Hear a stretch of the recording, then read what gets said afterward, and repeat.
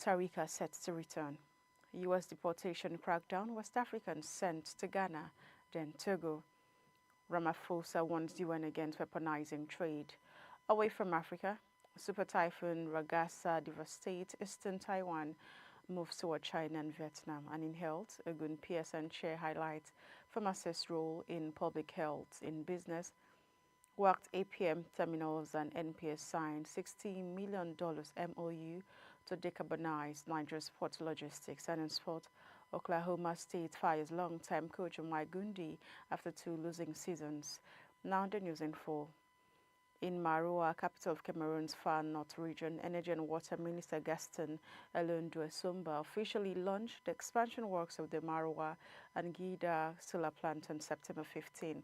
Backed by £38 billion, approximately a 25 billion CFA, the project aims to boost the combined capacity of both plants from 35.8 megawatts peak to 64.4 megawatts peak by 2026. The initiative is led by Norwegian renewable energy firm Scatec through its subsidiary Release in partnership with Cameroonian company Sphinx Energy. Founded in 2017 by Cameroonian engineer Henry Serge Job, Sphinx Energy played a key role in the first phase of the project completed in 2023. The firm handled site development, feasibility studies, permit acquisition, and power purchase negotiations. These efforts helped secure Cameroon's lowest solar tariff to date at CFA 35 per kilowatt per hour, significantly improving the cost efficiency of the country's energy mix. The collaboration also highlights growing reliance on local technical expertise in large-scale renewable energy projects. Henry Serge Job, a graduate of Germany's Technische Universität Dresden and the Watson School of Business in the U.S., brings over 20 years of international experience in energy, finance, and infrastructure. His career spans roles at AES Corporation, Gazdu, Cameroon, and Fannie Mae, with professional roots tracing back to humble beginnings in the U.S. Today, as founder and CEO of Sphinx Energy, Job is committed to advancing solar energy access across Africa with the broader aim of delivering affordable, sustainable power to underserved communities. Moving ahead, Malawi's President Lazarus Chakwera has conceded defeat in the country's presidential election, paving the way for former leader Peter Mutharika to return to power. In a national broadcast earlier today, just hours before the final results were due, President Chakwera congratulated his rival, describing Mutharika as the presumptive winner. Chakwera told Malawians that the outcome reflected the collective will of the people for a change of government, adding that it was only right to concede in respect of the Constitution and democratic principles. Partial result released earlier in the week showed Mutharika leading with about 60% of the vote from the September 16 poll. The election marks a dramatic political comeback for 85-year-old Mutharika, who previously governed Malawi from 2014 to 2020. During his tenure, he was credited with reducing inflation and improving infrastructure, though critics accused him of widespread cronyism. Chakwera, who is 70, took office in 2020 after a court-ordered rerun nullified Mutharika's controversial 2019 victory. His presidency began with widespread optimism but was later overshadowed by economic stagnation, food insecurity worsened by droughts and cyclones, and soaring inflation. Observers say the peaceful concession could help strengthen Malawi's democratic credentials in a region where disrupted polls often trigger political unrest. For many Malawians, the focus now shifts to whether Mutharika can deliver on his promise of restoring stability and growth in one of the world's poorest nations. Moving ahead to Ghana, U.S. at least 6 of the 11 West Africans deported to Ghana as part of a United States immigration crackdown have now been transferred to Togo. According to the lawyers who say the development raises serious concerns over human rights and regional cooperation, only 3 of these deported to Togo are Togolese nationals. The identities and nationalities of the others remain unclear. Neither Ghana nor Togo has publicly commented. The lawyers have since withdrawn their case against Ghana's government but say they're pursuing a separate human rights action. They argue that the deportation violated due process as authorities never presented the deportees before a court to justify their detention. Baka Vamawa also criticized Ghana's justice system, saying the courts should have acted to prevent the deportations.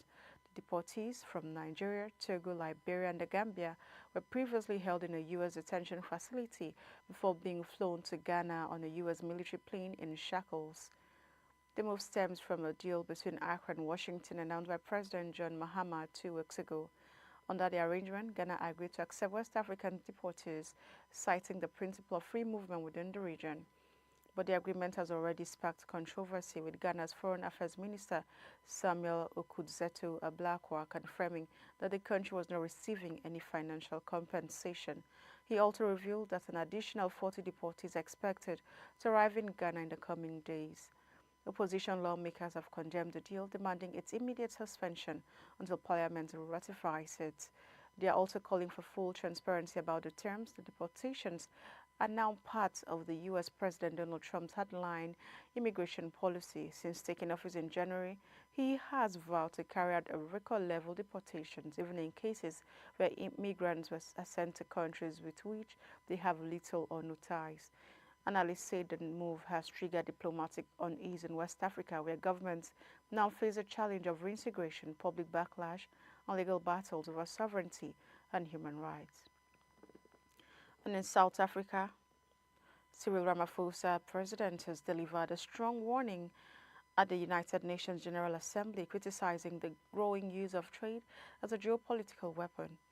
He said global economic stability is being undermined by unprecedented trade policy volatility, adding that countries are increasingly using trade to punish others.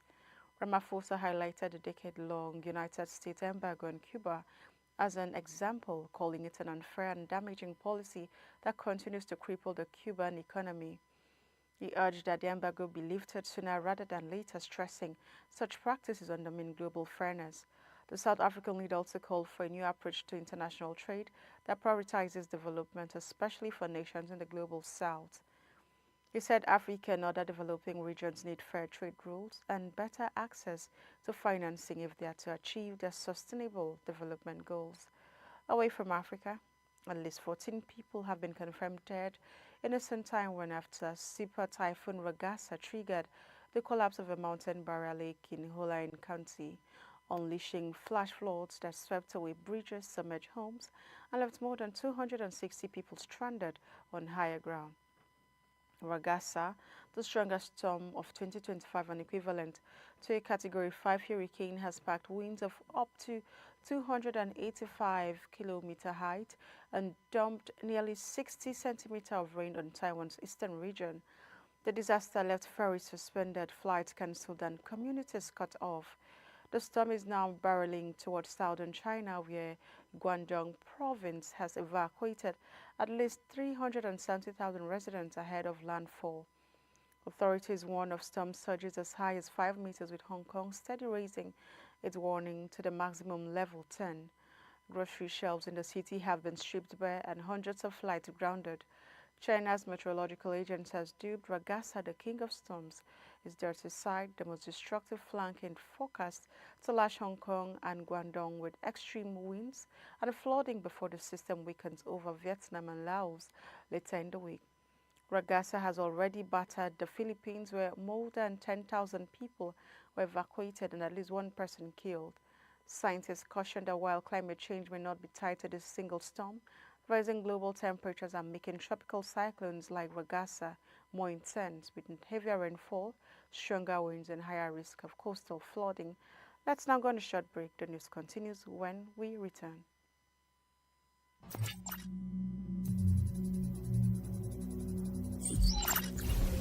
Democratize generative AI.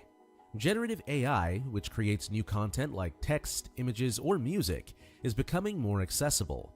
This trend is enabling businesses and individuals to leverage powerful AI tools without needing deep technical expertise. Tools like DALL-E are already transforming marketing, entertainment, and design.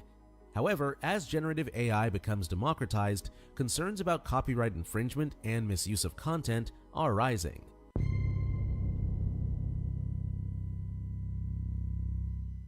Welcome back. If you're just joining us, this is still IDEA TV News Update. Now, the rest of the stories. In health, as Nigeria joins the world to celebrate this year's World Pharmacists Day, the Pharmaceutical Society of Nigeria, OGUN State Chapter, has called attention to the vital role pharmacists play in strengthening public health systems. Speaking ahead of the celebration, State Chairman of PSN Farm, Oyesunlola Okunugba, described the theme as a timely reminder of the profession's relevance beyond just dispensing medicines. She explained that pharmacies are accessible healthcare providers who give trusted advice, prevent harmful drug interactions, administer vaccines, manage chronic illnesses, and lead health campaigns. Okunuga emphasized the need for stronger government and stakeholder support to allow pharmacists to fully maximize their skills.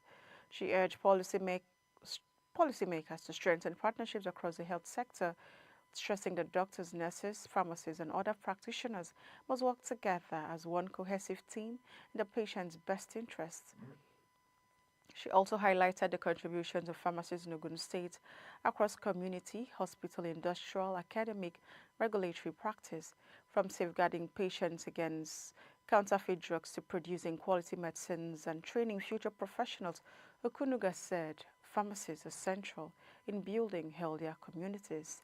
And now in business, the Nigerian Ports Authority has signed a landmark Memorandum of Understanding with West African Container Terminal APM to develop a $60 million project aimed at electrifying containerized freight.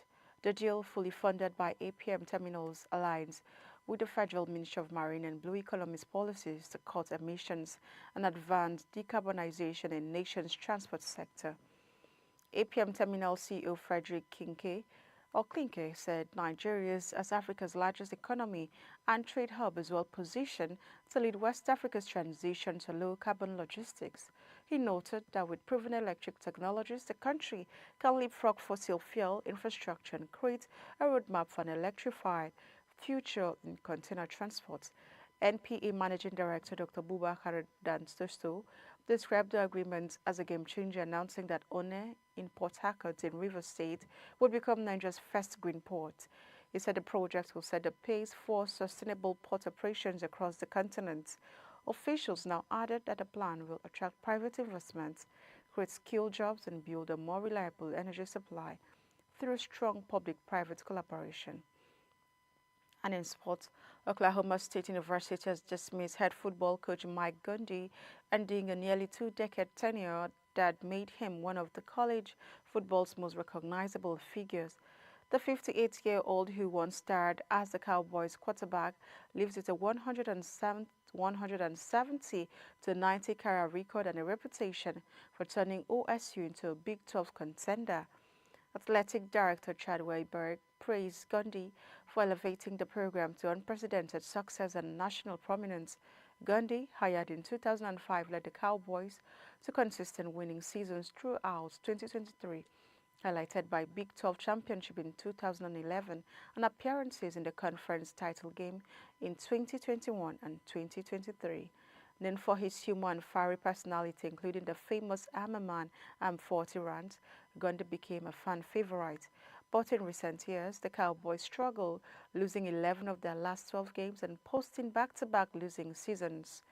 Despite expressing his desire to save fan frustration, mounted after a string of lopsided defeats, including a 69-3 loss to Oregon and the team's first home defeat to Tulsa since 1951. His final season ended with 9 straight losses, capped by a 52-0 shutout at Colorado. Oklahoma State will host Baylor on Saturday as the program begins a new chapter without its long-time leader. And that's all we have for your Nigeria TV News Update. But before we go, a quick recap of the headlines. We brought you news that Cameroon expands solar capacity in MAROUA and Gida with £38 million. You also heard that Malawi President CHAKWERA concedes defeat with MUTHARIKA set to return. You heard a U.S. deportation crackdown with West Africa sent to Ghana, then Togo. RAMAPHOSA warns UN against weaponizing trade away from Africa. Super typhoon RAGASA devastates eastern Taiwan, moves toward China and Vietnam. And in health, OGUN PSN chair highlights pharmacists' role in public health. And in business, WACT-APM terminals and NPS signed $60 million MOU to decarbonize Nigeria's largest port logistics. And in sports, Oklahoma State fires long-time coach Mike GUNDY after 2 losing seasons. Do not forget to follow us across all our social media platforms at Idea TV. I am Chinatu Oji. It's been a pleasure.